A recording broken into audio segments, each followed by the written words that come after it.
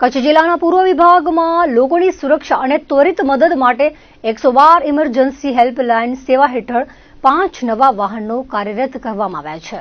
આ વાહનોને ગાંધીધામ ખાતે પૂર્વ કચ્છના પોલીસ અધિક્ષક સાગર બાગમારે લીલી ઝંડી આપી પ્રજા સેવાર્થે સમર્પિત કર્યા હતા।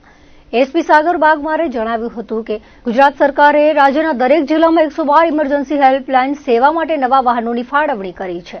આ વાહનો દ્વારા કોઈપણ કટોકટીના સમયે નાગરિકોને તાત્કાલિક પોલીસ સહાય પૂરી પાડવામાં આવશે।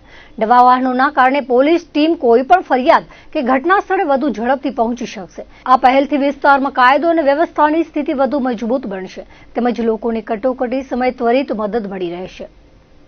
આજે પૂર્વ કચ્છ ગાંધીધામ જિલ્લામાં ડાયલ 112 હેઠળ જે ગુજરાત સરકાર શ્રી તરફથી વાહનો આપવામાં આવ્યા છે અને જે પ્રોજેક્ટ ચાલુ કરવામાં આવ્યું છે, જેમાં એક સિંગલ નંબર તરીકે પોલીસ ડિપાર્ટમેન્ટ લગતી જે કોઈ લોકોને કોઈ ફરિયાદ હોય, કોઈ રજૂઆત હોય અને 112 ઉપર જ્યારે ફોન કરે અને એમાંથી જે કન્સર્ન પોલીસ સ્ટેશનમાં જે એમની ફરિયાદ આવતી હોય તો એ પ્રમાણે આ 112 હેઠળની જે ગાડીઓ છે એમાં જે સ્ટાફ દ્વારા તાત્કાલિક ઘટના સ્થળે જઈને એમાં આગળની કાર્યવાહી કરવામાં આવશે। એ પ્રમાણેની અને એ ઉદ્દેશ્યથી આ 112 હેઠળનું આ વાહનો જે છે એ દરેક જિલ્લામાં આપવામાં આવ્યા છે અને એ જ અંતર્ગત પૂર્વ કચ્છ ગાંધીધામમાં પણ આજે 5 વાહનોને ફ્લેગ ઓફ કરીને એક કન્સર્ન પોલીસ સ્ટેશનમાં આજથી એ લોકોની કામગીરી શરૂ થશે અને આ મેઇન ઉદ્દેશ્ય જે છે લોકોને હિતકારી માટે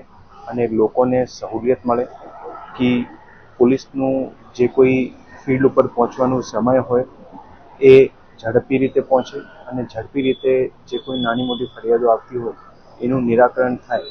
એ ઉદ્દેશ્યથી ગુજરાત સરકારશ્રી તરફથી આ વાહનો જે છે દરેક જિલ્લાને આપવામાં આવ્યા છે।